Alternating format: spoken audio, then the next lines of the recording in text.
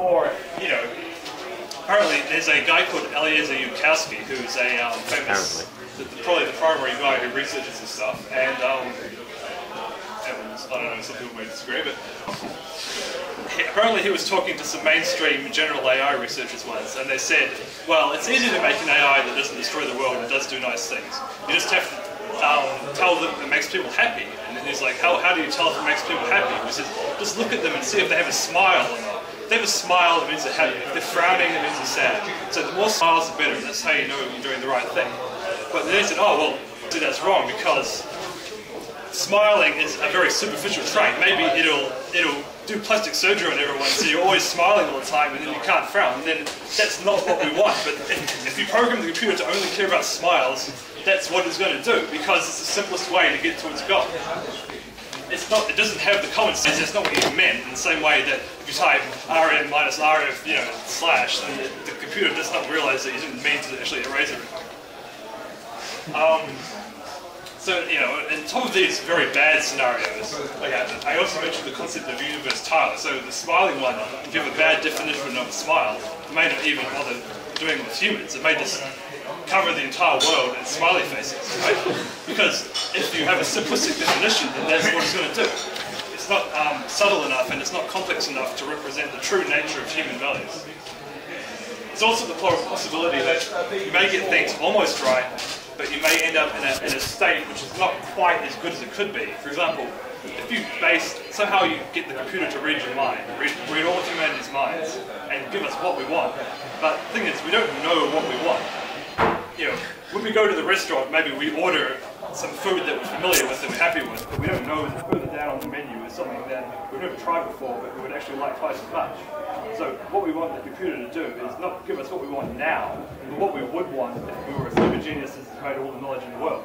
But we want it to take into account everything that we haven't taken into account, and that's not easy either.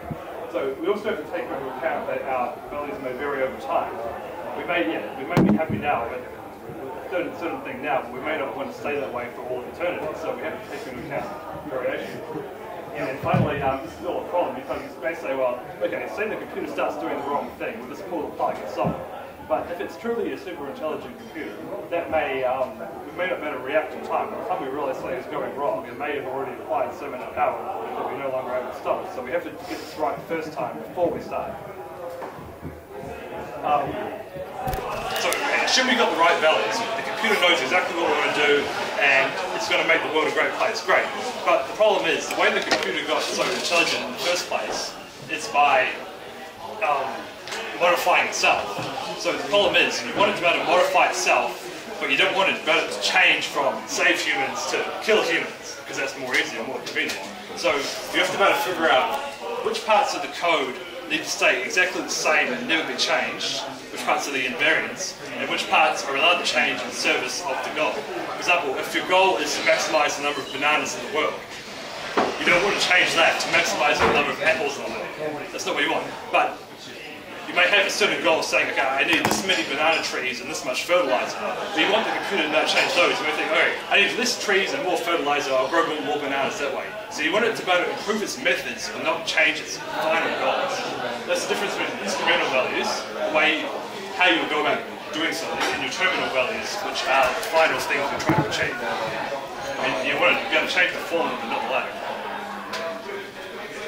And so how can we do this? How can we make an AI that preserves these invariants and has the right values and all that sort of thing? Well, it's actually not that easy. It's mathematical and computer science research in progress. Nobody really knows how to do this yet, which is frightening because computers are growing in power so rapidly.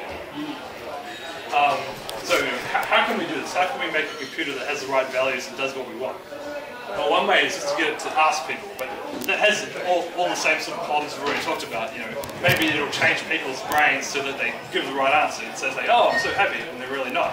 And then it'll solve its own function and it'll be fine. But that's not what we want. So there's another thing, a concept called coherent extrapolated volition. This is a kind of technical concept, but it's basically the notion that humans have some measure of utility in their brains, or at least something that can be represented as a utility function, which basically means a function which you give the world state to, and it returns a value. Higher is better. So by applying if you assume that everyone has maximum knowledge possible and apply the function to itself recursively, then the idea is that you get the idea that are values that we would want to want to want to want. So basically, an idea of this is, for example, say you're on a diet, you want to eat chocolate cake, but you don't want to eat chocolate cake, you wish you didn't want it. So that's your higher order want. Your higher order want is not to want to eat chocolate cake. And then covariant extrapolation is about finding the very high order wants of humanity, what we want to want to want to want. And those are the ideal things that we should be preserving. So this is a very, it's not a very mature theory, so this is, like I said, it's ongoing.